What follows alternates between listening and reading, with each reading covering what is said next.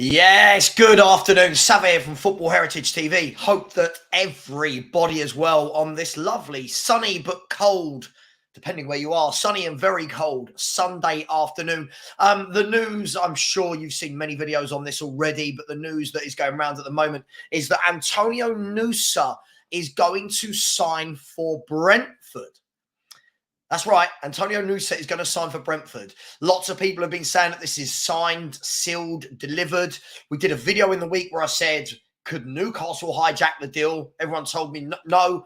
Why would he not want to go Tottenham? And he's now going to Brentford. Now, we'll talk about this. What does this mean for Spurs? Did we really want him? All of these different questions we will talk about.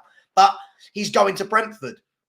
And depending on the sources you believe, there's lots and lots of different sources and reports going around that apparently the pathway into the first team was better for Brentford, for the project, for the player personally, that Spurs couldn't guarantee him game time. Now, he may only be 18, but I look at the wingers we've got and I think, how would we not guarantee him game time? Our wingers are absolutely terrible.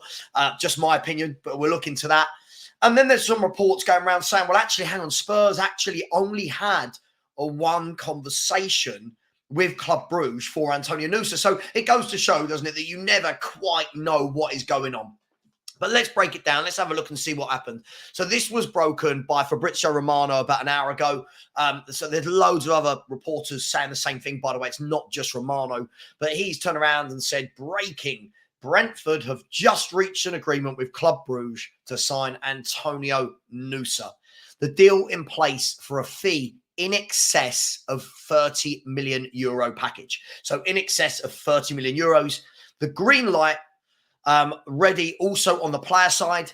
He's going to be staying at Club Brugge until then, and then he will join Brentford in June. Time for formal steps now. So lots of people have been saying that this was wrapped up for Tottenham. So where do you, this is for all of you lot, where do you lot sit with this? For me, it's not the end of the world for me.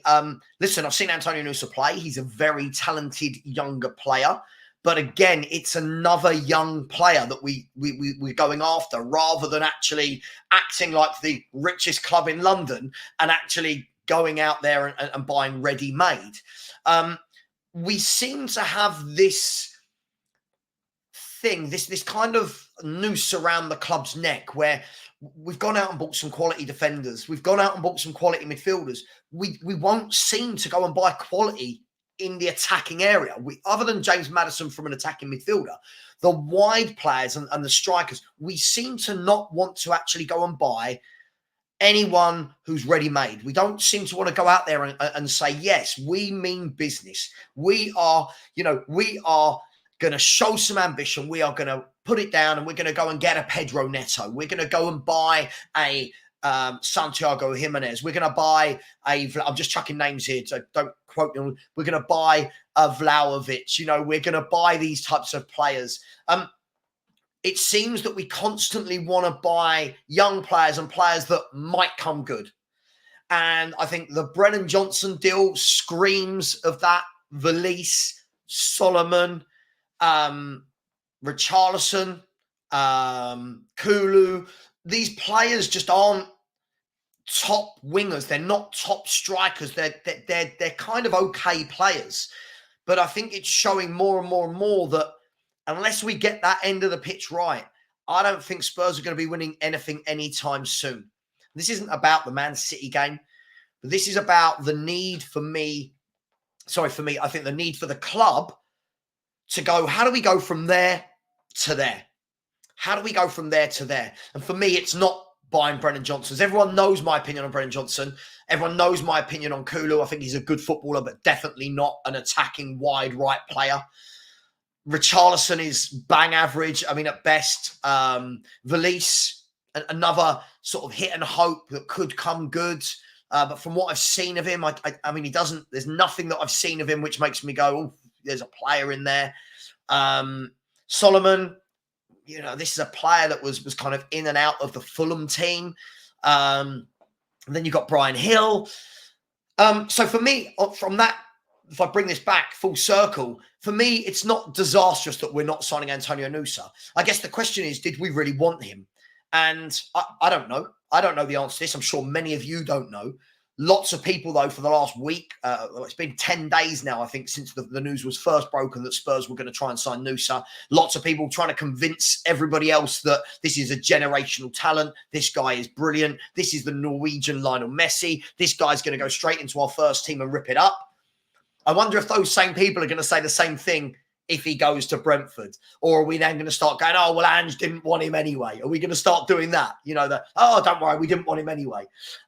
So I'm not bothered that we're not getting him, but we do need to get something. And if it's going to be in this window, obviously we've got 28th, 29th, 30, 4 days left to do it. I don't think it's going to be in this window. I think, again, it's going to be another one of those where we push the can down the road, kick the can down the road to the summer.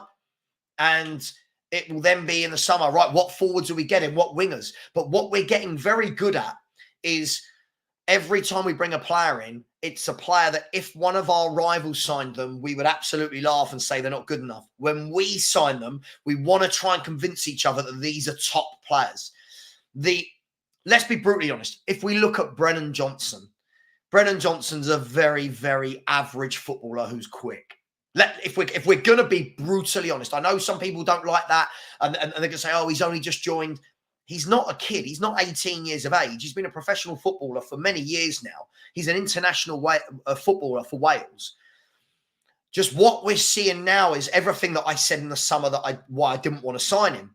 I don't think there is an X factor to him. I don't think there is anything that makes him stand out. And for example, just watching right now as I'm recording this video, Wolves are playing West Brom, the Black Country Derby in the FA Cup. And I'm watching Pedro Neto get the ball, jink past players, run at players. He can cut inside. He can go on the outside. The ball is stuck to his feet. He can dribble brilliantly. And I look at these players and go, how are clubs like Wolves are getting him? West Ham are getting Kudus. Newcastle have signed Anthony Gordon. Chelsea have got Cole Palmer. And then we've gone to that level and gone, yeah, we'll take Brennan Johnson for more money than all of those players cost. And for me, listen, everyone knows what you're going to get from me. I don't get it. I don't quite get it. Yes, you get the super fans that want to say, oh, back all the players. Sure, you can back them. But that doesn't mean just because I suddenly go, oh, back everybody, that they're good enough. Then earlier in the window, when we signed Timo Werner, a lot of people, again, I didn't see this man's name mentioned once. Then all of a sudden, all these people are going, well, who could you get better? Who could you get better? This is a great signing. It's no risk. For me, it is a risk. It's risking, the fact that you could have got someone better.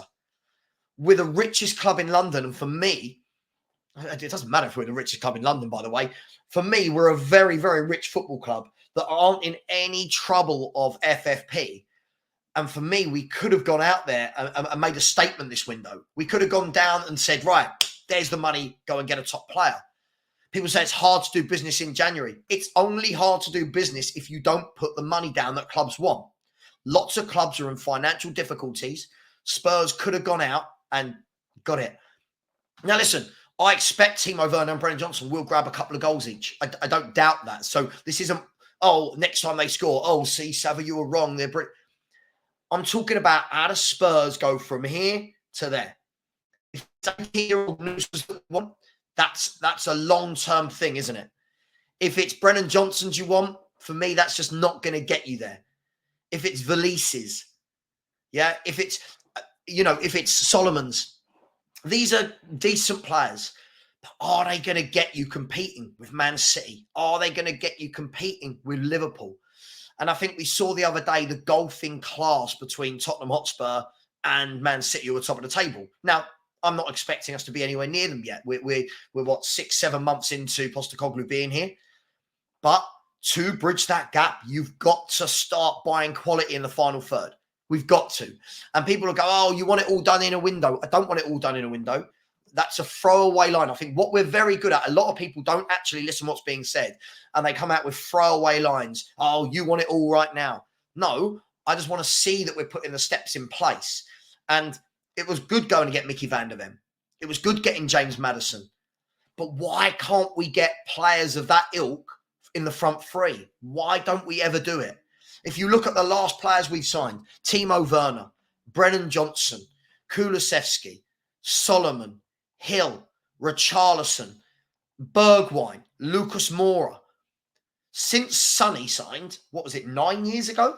Since Sonny signed for Tottenham, can anyone name me a good centre forward or a good wide player we've signed? Like, really good. I don't mean, oh, they're okay. And by the way, I don't see Kulu as a right winger before everyone starts going, oh, we love Kulu. Kulu, for me, is a midfielder. For me, he is not a wide right player. So can anyone name those players that we could sign? In that time, West Ham have picked up Kudus, Paqueta, Bowen. How are they doing it? Chelsea have just picked up Cole Palmer and Nkunku. Right, how are these clubs getting those better forwards than us? So for me, I'm not too worried that Nusa isn't going to get done. He's a good young player for sure.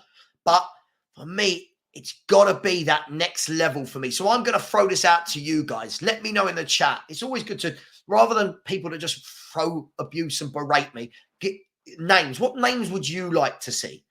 What names would you like to see come in on the wing? Is it a Bakayoko type player? Is it someone like that? Is a Krashkilia? Is that realistic? Bakayoko. Yeah, we missed out on, as I said, Kudos and Gordon and Palmer.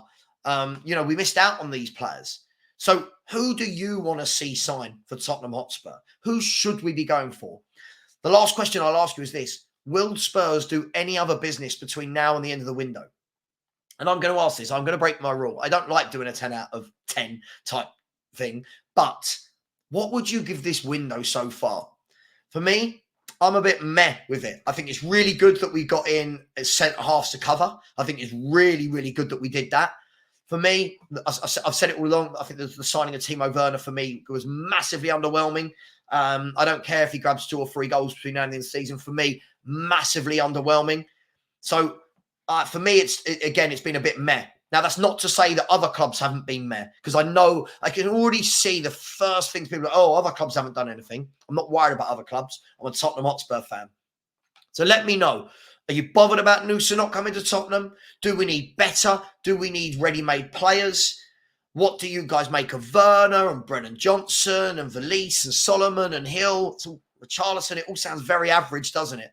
What do we need to go from there to there? Tell me, what do we need? And what would you give this window so far with 3/4 days to go?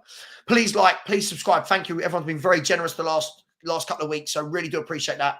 We're about 15 away from 13K. So if anyone would subscribe, that would be amazing. Please smash the like button. Much love. And as always, come on, you Spurs.